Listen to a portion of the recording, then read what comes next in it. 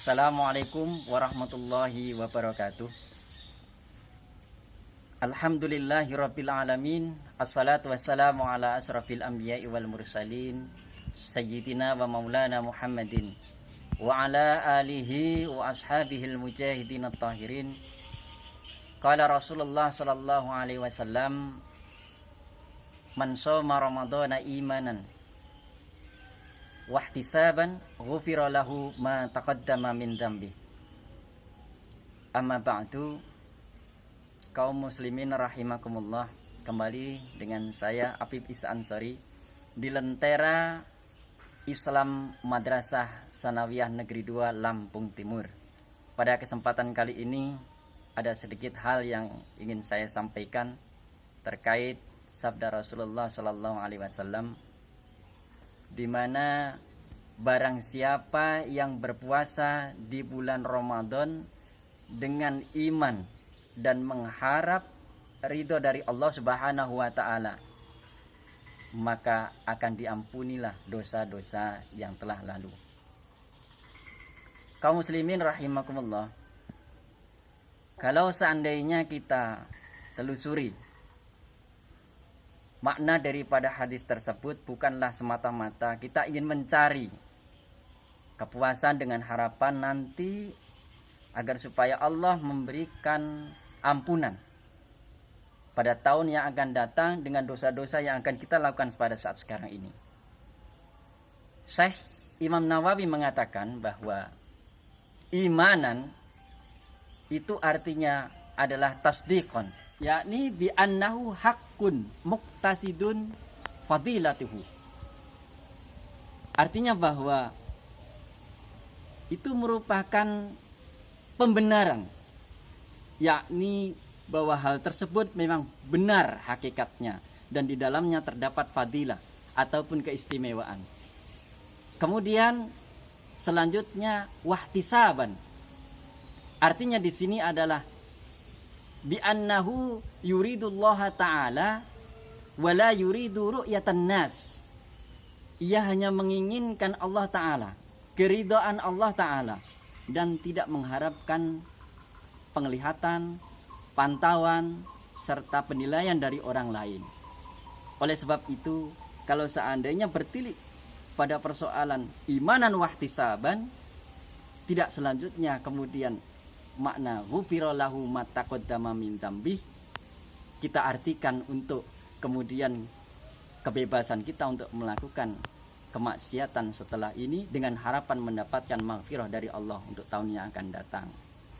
Dengan berpuasa di tahun yang akan datang, dosa-dosa kita pada saat sekarang ini diampuni oleh Allah Subhanahu wa taala. Bukan seperti itu. Kaum muslimin rahimakumullah. Kemudian tentunya di bulan Ramadan yang penuh berkah ini, mari kita laksanakan amalia-amalia yang dapat menunjang. Di antaranya adalah memperbanyak bacaan ayat suci Al-Quran, tadarus atau membaca ayat suci Al-Quran, dalam artian bahwa membaca ayat suci Al-Quran ini merupakan bagian daripada ibadah yang dimana dalam membacanya saja kita sudah mendapatkan pahala. Kemudian lantas ada satu pertanyaan, apa faedah dan manfaat dari membaca itu? Syahrul Ramadhana unzila fihil Qur'an hudal linnasi wa bayyinati minal huda wal furqan, di mana pada bulan tersebut diturunkannya Al-Quran dan merupakan petunjuk bagi umat manusia. Dan di dalamnya terdapat keterangan-keterangan atas petunjuk-petunjuk itu tadi. Artinya bahwa walaupun kita dalam membaca tidak mengetahui artinya, maksud maknanya paling tidak, kemungkinan besar di mana Allah Subhanahu wa taala pun akan memberikan hidayah ataupun petunjuk. Hudan artinya petunjuk. Lantas bagaimana kalau petunjuk itu datang sementara dalam membacanya tidak memahaminya? Baik, kita tilik kembali. Mungkin Anda atau kita pernah merasakan menghafal sesuatu kemudian lupa Suatu ketika kita menghafal sesaat, kemudian lupa sesaat pula. Pertanyaannya adalah, pernahkah kita mengingat kapan kita menghafal, pada jam berapa, detik kapan ya kita hafal, dan pada saat kapankah apa yang kita hafalkan kita itu hilang. Ini adalah suatu hal yang abstrak seolah-olah seperti itu. Suatu benda yang tidak dapat kita rasakan, tidak dapat kita lihat, namun dapat kita rasakan. Datangnya dan kemudian hilangnya pun kita tidak mengetahuinya. Itu bisa kita gambarkan sedemikian kemungkinan.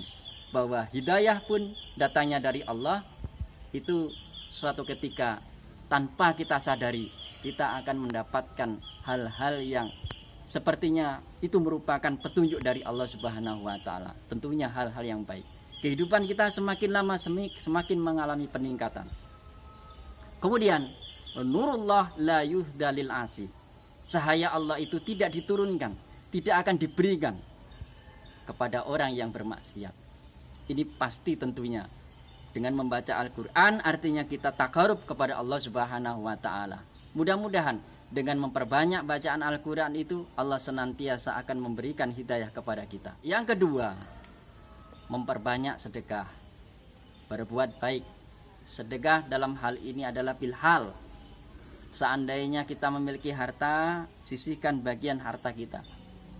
Paling tidak pada saat sekarang ini, di masa-masa Ramadan, ada pelaksanaan zakat fitrah. Kita tunaikan zakat fitrah dengan keikhlasan kita.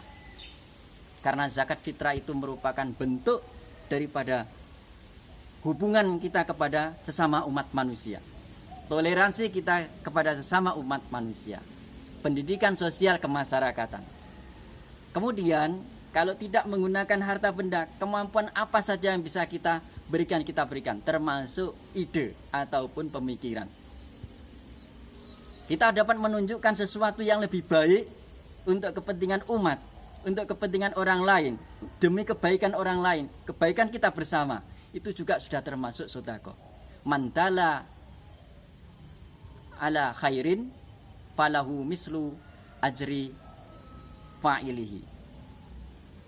Mandala ala khairin falahu mislu ajri fa'ilihi. Barang siapa yang menunjukkan kebaikan, maka baginya seperti pahala orang yang melaksanakannya.